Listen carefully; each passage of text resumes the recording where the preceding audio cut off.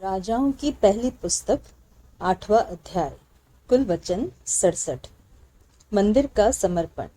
तब सुलेमान ने इस्राएली पुरनियों को और गोत्रों के सब मुख्य पुरुष जो इस्राएलियों के पूर्वजों के घरानों के प्रधान थे, उनको भी यरूशलेम में अपने पास इस मनसा से इकट्ठा किया कि वे यहोवा की वाचा का संदूक दाऊदपुर अर्थात सिय्योन से ऊपर ले आए। सो अब इस्राएली पुरुष एतानीम नाम 7वें महीने के पर्व के समय राजा सुलेमान के पास इकट्ठे हुए। जब सब इस्राएली पुरनिये आए, तब याजकों ने संदूक को उठा लिया और यहोवा का संदूक और मिलाप का तंबू और जितने पवित्र पात्र उस तंबू में थे, उन सबों को याजक और लेवीय लोग ऊपर ले गए। और राजा सुलेमान और समस्त इस्राएली मंडली जो उसके पास इकट्ठी हुई थी, वे सब संदूक के सामने इतनी भेड़ और बैल बलि कर रहे थे जिनकी गिनती किसी रीति से नहीं हो सकती थी। तब याजकों ने यहोवा की वाचा का संदूक उसके स्थान को अर्थात भवन के दर्शन स्थान में, जो परम पवित्र स्थान है, पहुंचाकर करूबों के पंखों के तले रख दिया। करूब तो संदूक के स्थान के ऊपर पंख ऐसे फैलाए हुए थे कि वे ऊपर से संदूक और उसके डंडों को ढाके थे। डंडे तो ऐसे लंबे थे कि उनके सिरे उस पवित्र स्थान से, जो दर्शन स्थान के सामने था, दिखाई पड़ते थे, परंतु बाहर से वे दिखाई नहीं पड़ते थे। वे आज के दिन तक यही वर्तमान है। संदूक में कुछ नहीं था, उन 2 पटरियों को छोड़ जो मूसा ने होरेब में उसके भीतर उस समय रखी, जब यहोवा ने इस्राएलियों के मिस्र से निकलने पर उनके साथ वाचा बांधी थी। जब याजक पवित्र स्थान से निकले, तब यहोवा के भवन में बादल भर आया, और बादल के कारण याजक सेवा टहल करने को खड़े न रह सके, क्योंकि यहोवा का तेज यहोवा के भवन में भर गया था।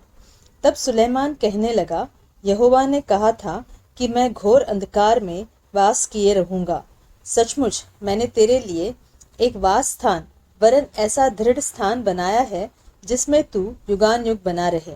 और राजा ने इस्राएल की पूरी सभा की ओर मुंह फेर कर उसको आशीर्वाद दिया, और पूरी सभा खड़ी रही। और उसने कहा,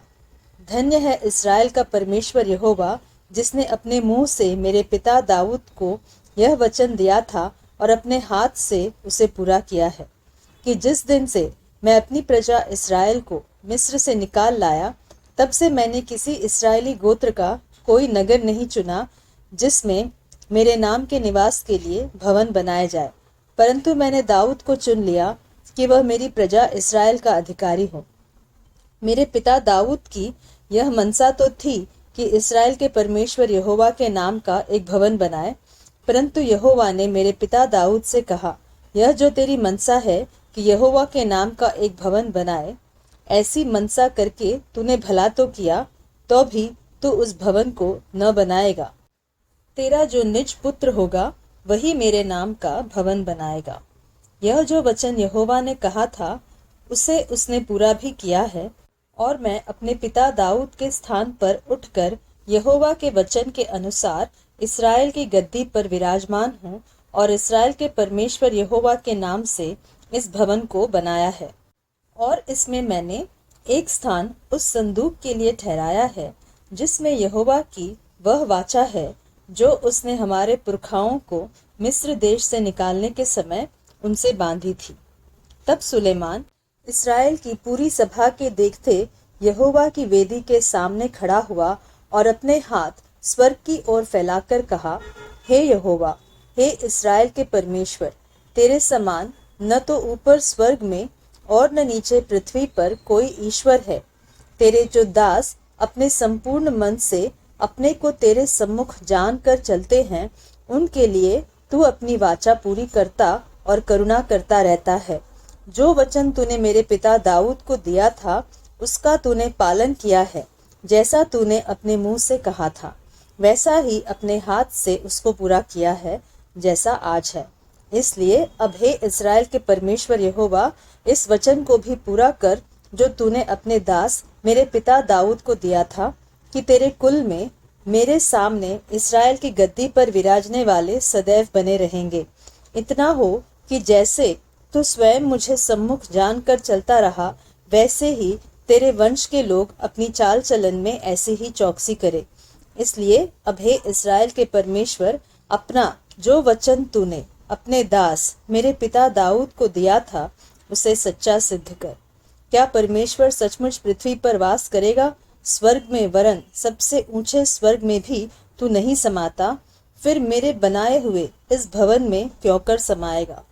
तो भी हे मेरे परमेश्वर यहोवा, अपने दास की प्रार्थना और गिड़गिड़ाहट की ओर कान लगाकर मेरी चिल्लाहट और यह प्रार्थना सुन, जो मैं आज तेरे सामने कर रहा हूँ, कि तेरी आंख इस भवन की ओर, अर्थात इसी स्थान की ओर जिसके विषय तूने कहा है कि मेरा नाम वहां रहेगा, रात दिन खुली रहे, और जो प्रार्थना तेरा दास इस स्थान की ओर करे उसे तू सुन ले। और तू अपने दास और अपनी प्रजा इस्राएल की प्रार्थना जिसको वे इस स्थान की ओर गिड़गिड़ा के करे, उसे सुनना, वरन स्वर्ग में से जो तेरा निवास स्थान है सुन लेना और सुनकर क्षमा करना। जब कोई किसी दूसरे का अपराध करे और उसको शपथ खिलाई जाए, और वह आकर इस भवन में तेरी वेदी के सामने शपथ खाए, जब तू स्वर्ग में सुनकर, अर्थात अपने दासों का न्याय करके दुष्ट को दुष्ट ठहरा और उसकी चाल उसी के सिर लौटा दे, और निर्दोष को निर्दोष ठहरा कर उसके धर्म के अनुसार उसको फल देना।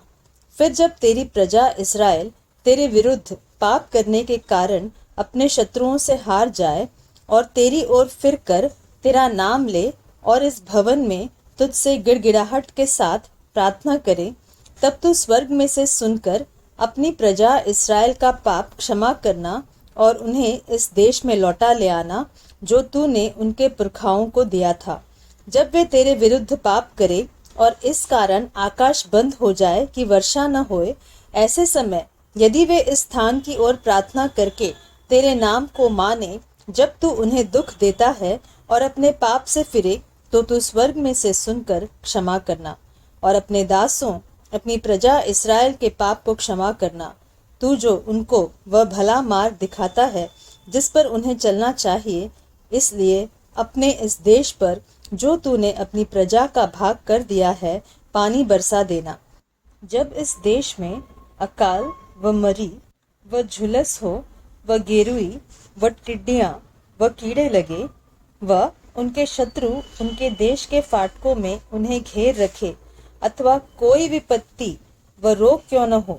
तब यदि कोई मनुष्य व तेरी प्रजा इस्राएल अपने अपने मन का दुख जान ले और गिड़गिड़ाहट के साथ प्रार्थना करके अपने हाथ इस भवन की ओर फैलाए, तो तू अपने स्वर्गीय निवास स्थान में से सुनकर क्षमा करना और ऐसा करना कि एक एक के मन को जानकर उसकी समस्त चाल के अनुसार उसको फल देना। तू ही तो सब आदमियों के मन के भेदों का जानने वाला है। तब वे जितने दिन इस देश में रहे जो तूने उनके पुरखाओं को दिया था, उतने दिन तक तेरा भय मानते रहे। फिर परदेशी भी जो तेरी प्रजा इस्राएल का ना हो, जब वह तेरा नाम सुनकर दूर देश से आए, वह तो तेरे बड़े नाम और बलवंत हाथ और बढ़ाई हुई भुजा का समाचार पाए। इसलिए जब ऐसा कोई आकर इस भवन की ओर प्रार्थना करे, तब तू अपने स्वर्गीय निवास स्थान में से सुन, और जिस बात के लिए ऐसा परदेशी तुझे पुकारे उसी के अनुसार व्यवहार करना, जिससे पृथ्वी के सब देशों के लोग तेरा नाम जानकर तेरी प्रजा इस्राएल की नाई तेरा भय माने और निश्चय जाने कि यह भवन जिसे मैंने बनाया है वह तेरा ही कहलाता है। जब तेरी प्रजा के लोग जहाँ कहीं तू उन्हें भेजे वहां अपने शत्रुओं से लड़ाई करने को निकल जाए और इस नगर की ओर जिसे तूने चुना है और इस भवन की ओर जिसे मैंने तेरे नाम पर बनाया है यहोवा से प्रार्थना करे, तब तू स्वर्ग में से उनकी प्रार्थना और गिड़गिड़ाहट सुनकर उनका न्याय कर। निष्पाप तो कोई मनुष्य नहीं है। यदि ये भी तेरे विरुद्ध पाप करे और तू उन पर कोप करके उन्हें शत्रुओं के हाथ कर दे और वे उनको बंधुआ करके अपने देश को चाहे वह दूर हो चाहे निकट ले जाए, तो यदि वे बंधुआई के देश में सोच विचार करे और फिर कर अपने बंधुआ करने वालों के देश में तुझसे गिड़गिड़ा कर कहे कि हमने पाप किया और कुटिलता और दुष्टता की है, और यदि वे अपने उन शत्रुओं के देश में जो उन्हें बंधुआ करके ले गए हों अपने संपूर्ण मन और संपूर्ण प्राण से तेरी ओर फिरे और अपने इस देश की ओर जो तूने उनके पुरखाओं को दिया था और इस नगर की ओर जिसे तूने चुना है और इस भवन की ओर जिसे मैंने तेरे नाम का बनाया है तुझसे प्रार्थना करे, तो तू अपने स्वर्गीय निवास स्थान में से उनकी प्रार्थना और गिड़गिड़ाहट सुनना और उनका न्याय करना। और जो पाप तेरी प्रजा के लोग तेरे विरुद्ध करेंगे और जितने अपराध वे तेरे विरुद्ध करेंगे सबको क्षमा करके उनके बंधुआ करने वालों के मन में ऐसी दया उपजाना कि वे उन पर दया करें, क्योंकि वो तो तेरी प्रजा और तेरा निज भाग है, जिन्हें तू लोहे के भट्टे के मध्य में से अर्थात मिस्र से निकाल लाया है। इसलिए तेरी आंखें तेरी दास की गिड़गिड़ाहट और तेरी प्रजा इस्राएल की गिड़गिड़ाहट की ओर ऐसी खुली रहे कि जब जब वे तुझे पुकारे तब तब तू उनकी सुन ले, क्योंकि हे प्रभु यहोवा, अपने उस वचन के अनुसार जो तूने हमारे पुरखाओं को मिस्र से निकालने के समय अपने दास मूसा के द्वारा दिया था,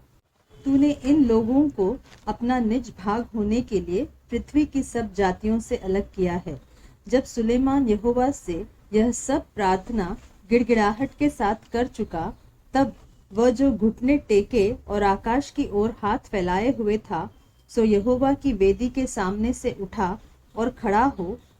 समस्त इस्राएली सभा को ऊंचे स्वर से यह कहकर आशीर्वाद दिया कि धन्य है यहोवा, जिसने ठीक अपने कथन के अनुसार अपनी प्रजा इस्राएल को विश्राम दिया है। जितनी भलाई की बातें उसने अपने दास मूसा के द्वारा कही थी, उनमें से एक भी बिना पूरी हुए नहीं रही। हमारा परमेश्वर यहोवा जैसे हमारे पुरखाओं के संग रहता था, वैसे ही हमारे संग भी रहे। वह हमको त्याग न दे और न हमको छोड़ दे। वह हमारे मन अपनी ओर ऐसा फिराए रखे कि हम उसके सब मार्गों पर चला करें और उसकी आज्ञाएं और विधियां और नियम जिन्हें उसने हमारे पुरखाओं को दिया था नित माना करे। और मेरी ये बातें जिनकी मैंने यहोवा के सामने विनती की है, वह दिन और रात हमारे परमेश्वर यहोवा के मन में बनी रहे, और जैसा दिन दिन प्रयोजन हो वैसा ही वह अपने दास का और अपनी प्रजा इस्राएल का भी न्याय किया करे। और इससे पृथ्वी की सब जातियां यह जान ले कि यहोवा ही परमेश्वर है और कोई दूसरा नहीं। तो तुम्हारा मन हमारे परमेश्वर यहोवा की ओर ऐसी पूरी रीति से लगा रहे कि आज की नाई उसकी विधियों पर चलते और उसकी आज्ञाएं मानते रहो। तब राजा समस्त इस्राएल समेत यहोवा के सम्मुख मेल बलि चढ़ाने लगा, और जो पशु सुलेमान ने मेल बलि में यहोवा को चढ़ाए सो 22,000 बैल और 1,20,000 भेड़ें थी। इस रीति राजा ने सब इस्राएलियों समेत यहोवा के भवन की प्रतिष्ठा की। उस दिन राजा ने यहोवा के भवन के सामने वाले आंगन के मध्य भी एक स्थान पवित्र किया, और होम बलि और अन्न बलि और मेल बलियों की चर्बी वहीं चढ़ाई, क्योंकि जो पीतल की वेदी यहोवा के सामने थी वह उनके लिए छोटी थी। और सुलेमान ने और उसके संग समस्त इस्राएल की एक बड़ी सभा ने, जो हमात की घाटी से लेकर मिस्र के नाले तक के सब देशों से इकट्ठी हुई थी, 2 सप्ताह तक अर्थात 14 दिन तक हमारे परमेश्वर यहोवा के सामने पर्व को माना। फिर 8वें दिन उसने प्रजा के लोगों को विदा किया, और वे राजा को धन्य धन्य कहकर उस सब भलाई के कारण जो यहोवा ने अपने दास दाऊद और अपनी प्रजा इस्राएल से की थी, आनंदित और मगन होकर अपने अपने डेरे को चले गए।